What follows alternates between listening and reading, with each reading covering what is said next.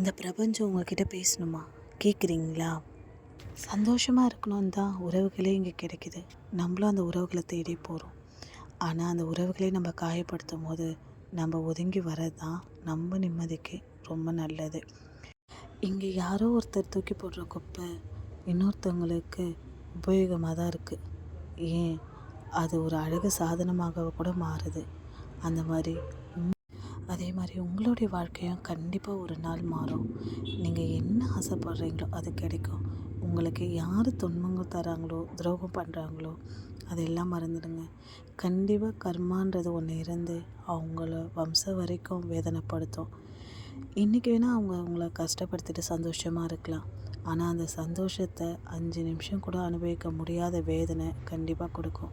ஏமாற்றிட்டோன்ற எண்ணத்தோடு வாழ்கிறத விட ஏமாற்றாமல் நேர்மையாக இருக்குன்ற சந்தோஷம் வாழ்நாள் முழுவதுமே கிடைக்கும். பிரபஞ்சம் எல்லாத்தையும் பார்த்துட்டு தான் இருக்குது. நீங்கள் நிம்மதியாக இருங்க. வாழ்க்கையை வாழ்ந்து பாருங்கள்.